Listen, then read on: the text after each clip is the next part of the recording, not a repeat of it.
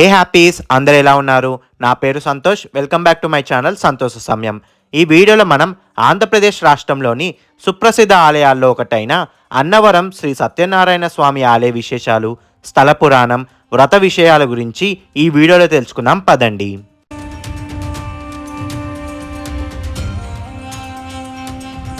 ముందుగా మేము సికింద్రాబాద్ రైల్వే స్టేషన్కి చేరుకున్నాము. మాకు సికింద్రాబాద్ నుండి అన్నవరానికి డైరెక్ట్ ట్రైన్స్ దొరకలేదు. అందుకే ముందుగా సికింద్రాబాద్ నుండి విజయవాడ చేరుకొని అక్కడి నుండి మరో ట్రైన్లో అన్నవరం వెళ్తున్నాము. సికింద్రాబాద్ నుండి విజయవాడకి ప్రతిరోజు రాత్రి 10:10 నిమిషాలకు బీదర్ మచిలీపట్నం ఎక్స్ప్రెస్ అందుబాటులో ఉంది. మేము వెళ్ళిన రోజు ట్రైన్ ఒక 40 నిమిషాలు లేట్ అవ్వడంతో రాత్రి 10:50 నిమిషాలకు మా ట్రైన్ సికింద్రాబాద్ నుండి బయలుదేరింది.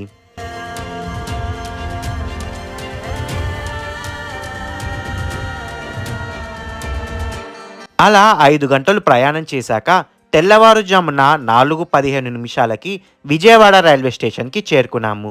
ఈ విజయవాడ నుండి ఉదయం 6 గంటలకు మాకు అన్నవరం వెళ్ళే రత్నాచల్ ఎక్స్ప్రెస్ ట్రైన్ ఉంది. సో ఈ గ్యాప్లో విజయవాడ రైల్వే స్టేషన్లో 10వ ప్లాట్ఫామ్లో ఉన్న ఏసీ ప్రీపెయిడ్ రూమ్లో ఫ్రెష్ అప్ అయిపోయి తిరిగి విజయవాడ నుండి అన్నవరం వెళ్ళే రత్నాచల్ ఎక్స్ప్రెస్ దగ్గరికి వచ్చాము.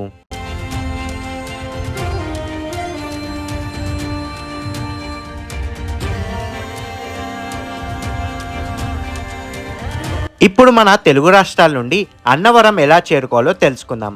అన్నవరం ఆంధ్రప్రదేశ్ రాష్ట్రంలోని పూర్వపు తూర్పుగోదావరి జిల్లా, ప్రస్తుత కాకినాడ జిల్లాలో కాకినాడ నుండి దాదాపు 50 కిలోమీటర్ల దూరంలో, అలాగే రాజమండ్రి నుండి దాదాపు 70 కిలోమీటర్ల దూరంలో ఉన్న ప్రసిద్ధ క్షేత్రం. ఈ అన్నవరానికి సికింద్రాబాద్, కాచిగూడ, చెర్లపల్లి రైల్వే స్టేషన్ నుండి డైరెక్ట్ ట్రైన్స్ అందుబాటులో ఉన్నాయి. వాటి డీటెయిల్స్ కోసం ఒకసారి ఐఆర్సిటీసీ వెబ్సైట్ చెక్ చేయండి. హైదరాబాద్ నుండి అన్నవరం దాదాపు 550 కిలోమీటర్లు దూరం ఉంటుంది. అలాగే విజయవాడ నుండి 235 కిలోమీటర్లు, అలాగే విశాఖపట్నం నుండి 113 కిలోమీటర్ దూరంలో ఉంటుంది. ఈ అన్నవరానికి సికింద్రాబాద్, విజయవాడ, విశాఖపట్నం, అలాగే తిరుపతి నుండి డైరెక్ట్ ట్రైన్స్ అందుబాటులో ఉన్నాయి. అలాగే ఏపీఎస్ఆర్టీసీ, టీజీఎస్ఆర్టీసీ వారు కూడా 2 రాష్ట్రాల నుండి ఈ అన్నవరానికి బస్సెస్ కూడా అందుబాటులో ఉంచారు. అన్నవరానికి నియరెస్ట్ ఎయిర్పోర్ట్ వచ్చేసి రాజమండ్రి ఎయిర్పోర్ట్. ఇది అన్నవరం నుండి 80 కిలోమీటర్ దూరంలో ఉంటుంది. ఎవరికైనా అన్నవరానికి డైరెక్ట్ ట్రైన్స్ దొరకకపోతే ముందుగా విజయవాడ, కాకినాడ లేదా రాజమండ్రి వరకు ట్రైన్ లేదా బస్సులో చేరుకొని అక్కడి నుండి మరో ట్రైన్ లేదా బస్సులో ఈ అన్నవరానికి చేరుకోవచ్చు. అదేవిధంగా ఈ అన్నవరానికి ఒక 30 కిలోమీటర్ల ముందు మనకి అష్టాదశ శక్తి పీఠాల్లో ఒకటైన పిఠాపురం పురోహితిక అమ్మవారి ఆలయం కూడా ఉంది. ఆ ఆలయం దర్శనం చేసుకొని అక్కడి నుండి కూడా అన్నవరం చేరుకోవచ్చు. ఆ ఆలయం గురించి కూడా వీడియో చేశాను. ఆ వీడియో నా ఛానల్లో ఉంది. ఇంట్రెస్ట్ ఉన్న వాళ్ళు ఆ వీడియో కూడా చూసి అమ్మవారిని దర్శించుకోండి. ఆ వీడియో లింక్ మీకు ఈ వీడియో ఎండ్ కార్డులో కూడా ఇస్తాను, చెక్ చేయండి. అలా ఉదయం 6 గంటలకు విజయవాడలో స్టార్ట్ అయిన మేము 4 గంటలు ప్రయాణం చేసి ఉదయం 10 గంటలకు అన్నవరం రైల్వే స్టేషన్కి చేరుకున్నాము.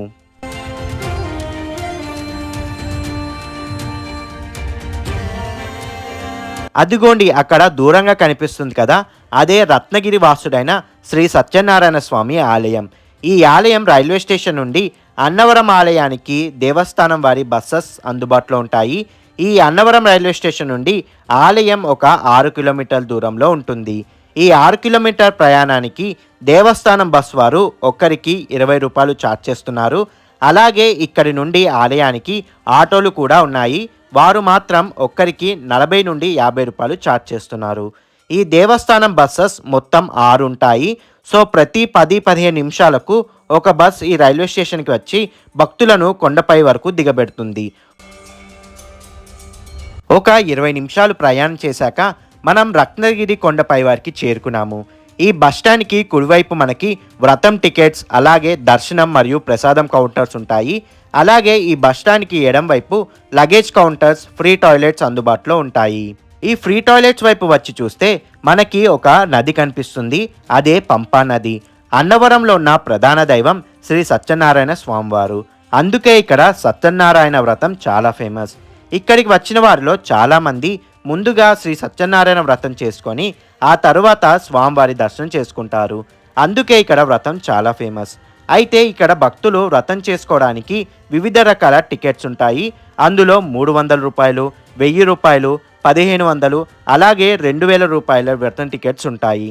వాటిని మీరు ఆన్లైన్లో బుక్ చేసుకోవచ్చు. వాటి డీటెయిల్స్ క్రింద డిస్క్రిప్షన్లో ఇస్తాను, చెక్ చేయండి.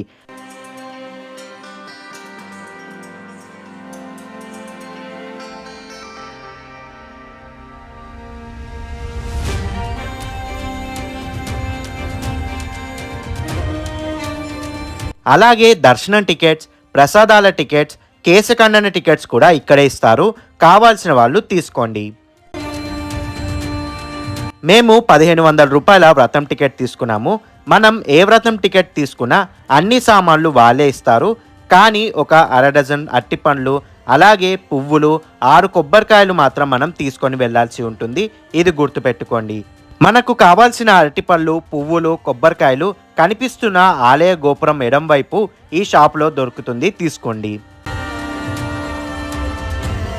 ఈ షాప్ ముందు నుండి కొన్ని మెట్లు దిగితే మనకి కేశఖండనశాల ఉంటుంది. స్వామివారి ఆలయం ప్రతిరోజు ఉదయం 4ంటికి తెరిచి తిరిగి రాత్రి 9ంటికి మూసివేస్తారు. అలాగే వ్రతాలు ఉదయం 6 నుండి సాయంత్రం 6 వరకు నిర్వహిస్తారు. పదండి, ఇప్పుడు మనం ఆలయం లోపలికి వెళ్దాం.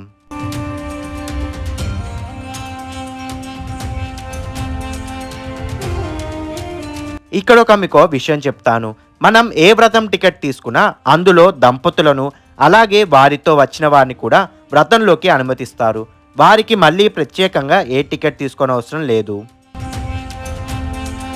అదిగోండి, ఆ ఎదురుగా కనిపిస్తుంది సత్యనారాయణ స్వామి ఆలయం. మనం ఆలయం లోపలికి పశ్చిమ గోపురం నుండి వచ్చాము. ఆలయం లోపలికి రాగానే కుడి మరియు ఎడం వైపు కనిపించేవి 300 రూపాయల వ్రత మండపాలు. అలాగే ఎడం వైపుకు వెళ్తే ఉచిత దర్శనం 300 రూపాయల వ్రత మండపాలు వస్తాయి. ఇక్కడే మనకి మన మొబైల్ లాకర్స్ ఉంటాయి. 1000 రూపాయలు, 1500, 2000 రూపాయల వ్రతం చేసుకునే వారికి లోపలికి మొబైల్ ఫోన్స్ అలౌ చేయరు. ఎందుకంటే 300 రూపాయల వ్రతం ఆలయం బయట చుట్టూ ఉన్న ఈ మండపాల్లో వ్రతం చేయిస్తారు కాబట్టి వారు మొబైల్ తీసుకొని వెళ్ళొచ్చు. అలాగే వారి దర్శనం వేరే వైపు నుండి ఉంటుంది కాబట్టి అప్పుడు వారు మొబైల్స్ని లాకర్లో పెట్టాలి. అదే 1000 రూపాయలు, 1500, 2000 వ్రతం టికెట్ తీసుకున్న వాళ్ళు లోపల స్వామివారి ఎదురుగానే వ్రతం చేయించి అక్కడి నుండే స్వామివారి దర్శనానికి అలో చేస్తారు. సో అప్పుడు మనం మొబైల్స్ని లాకర్లో పెట్టలేము. సో మనల్ని 1000, 1500, 2000 రూపాయల వ్రత మండపం లోపలికి అలో చేసేటప్పుడే మనల్ని చెక్ చేస్తారు.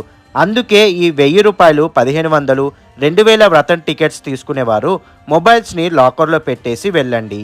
1000 రూపాయల వ్రతం టికెట్స్ ఉన్నవారు మనం ఇందాక వచ్చిన పశ్చిమ గోపురం ఎదురుగా ఉన్న డోర్లో నుండి వెళ్ళాలి. అదే 1500, 2000 రూపాయల వ్రతం టికెట్స్ తీసుకున్న వాళ్ళు ఇలా ముందుకు వెళ్తే తూర్పు గోపురం ప్రక్క నుండి మనల్ని లోపలికి అలో చేసి మన చేత వ్రతం జరిపించి అలాగే దర్శనం కూడా చేయిస్తారు. లోపల స్వామివారు ఇలా ఉంటారు, దర్శనం చేసుకోండి.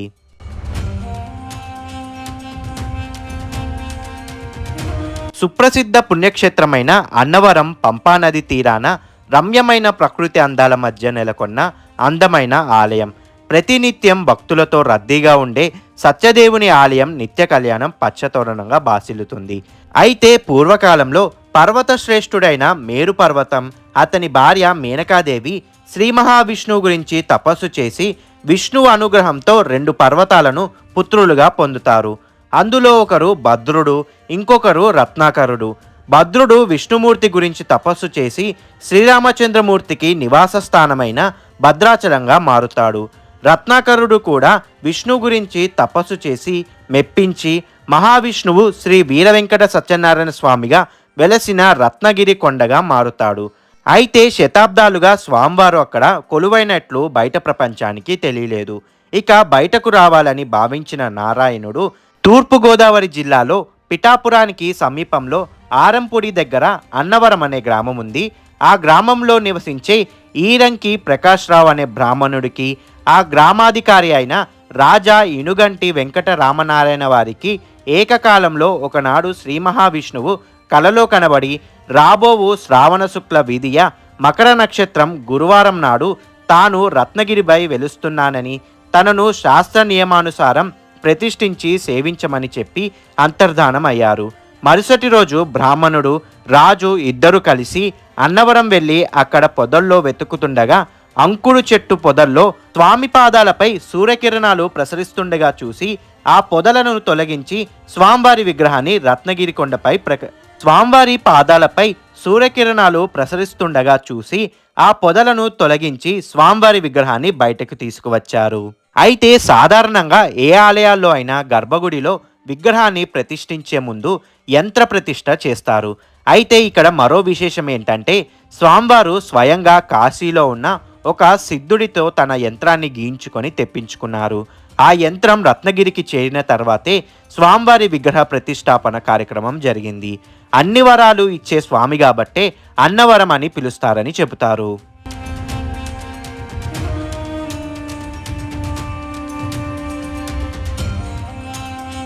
అన్నవరం ఆలయం 2 అంతస్తుల్లో ఉంటుంది. పై అంతస్తులో ఒకవైపు శివుడు, మరోవైపు అమ్మవారు ఉంటారు. మధ్యలో మీసాలతో సత్యనారాయణుడు ధీరుడిలా కనిపిస్తారు. క్రింద అంతస్తుల్లో ఉండే పీఠం కిందనే కాశీ నుండి సిద్ధుడు తీసుకొచ్చి ఇచ్చిన యంత్రాన్ని ప్రతిష్ఠించారు. అక్కడ లింగాకారం కనిపిస్తూనే పైన స్వామి స్వరూపం ఉంటుంది. అంటే క్రిందున్న పీఠ భాగం బ్రహ్మదేవుడు, లింగాకారం శివుడు, పైన ఉన్న మూర్తి రూపం విష్ణువు. ఇలా త్రిమూర్తులు కలిసిన స్వరూపం క్రింద అంతస్తులో ఉంటుంది. పీఠానికి ఆగ్నేయం వైపు గణపతి, నైరుతి వైపు సూర్యుడు, ఈశాన్యం వైపు పరమేశ్వరుడు, వాయువ్యం వైపు అమ్మవారు, మధ్యలో నారాయణుడు ఉంటారు. అందుకే ఇక్కడ సత్యనారాయణుణ్ణి పంచాయతన మూర్తి అని అంటారు. అలా స్వామివారి దర్శనం చేసుకొని కనిపిస్తున్న దారి గుండా బయటికి వస్తాము. అలా బయటికి వచ్చి ఇలా ఎడం వైపుకి వెళ్తే మనకి స్వామివారి గోశాల ఉంటుంది.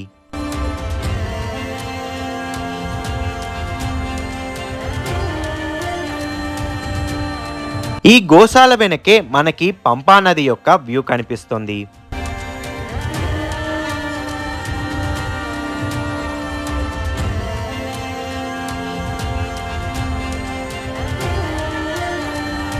మీకు స్క్రీన్ పైన స్వామివారి ఆలయంలో జరిగే వివిధ సేవలు, వ్రతాలు, కళ్యాణోత్సవం, హోమాల వంటి అనేక కార్యక్రమాల డీటెయిల్స్ ఉన్నాయి, చూడండి.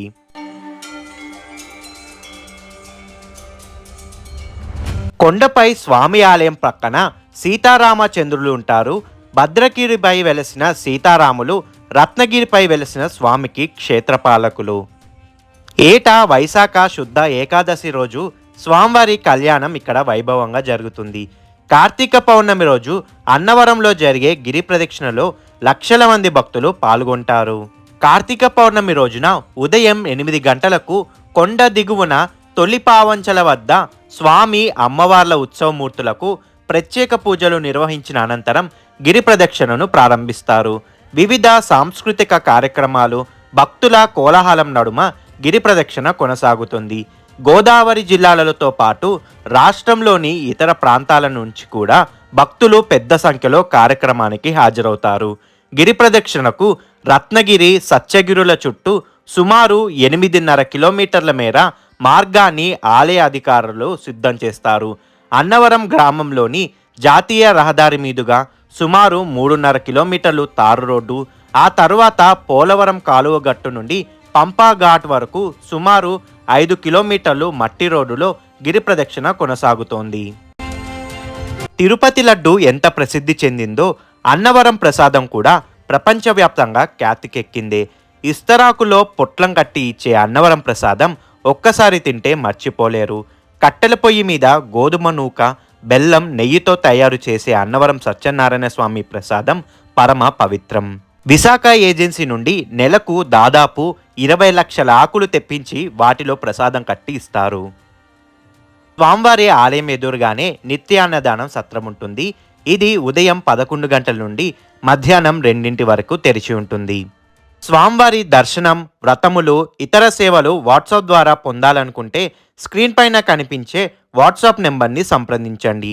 అలాగే ఆన్లైన్లో రూమ్స్, వ్రతములు, దర్శనం టికెట్స్ కోసం కనిపిస్తున్న www.aptemples.ap.gov.in పొందవచ్చు.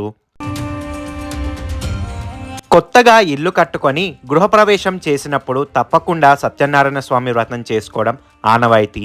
కొత్తగా వివాహమైన నూతన దంపతుల చేత తొలుత జరిపించే పూజ సత్యనారాయణ స్వామి వ్రతం.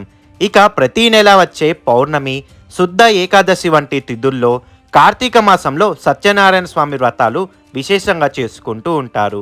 అలా తనను కొలిచే భక్తుల కోరికలు తీర్చే అన్నవరం సత్యనారాయణ స్వామిని జీవితంలో ఒక్కసారైనా దర్శించి తీరాలి. ఇదండి అన్నవరం శ్రీ సత్యనారాయణ స్వామివారి ఆలయ విశేషాలు. మీకు గనక ఈ వీడియో నచ్చినట్లయితే please like, share and comment చేయండి. మరిన్ని వీడియోస్ కోసం ఈ ఛానల్ని సబ్స్క్రైబ్ చేయండి. మళ్ళీ మరో వీడియోతో మీ ముందుకు వస్తాను. అంతవరకు మీ సంతోష సమయాన్ని గడపండి.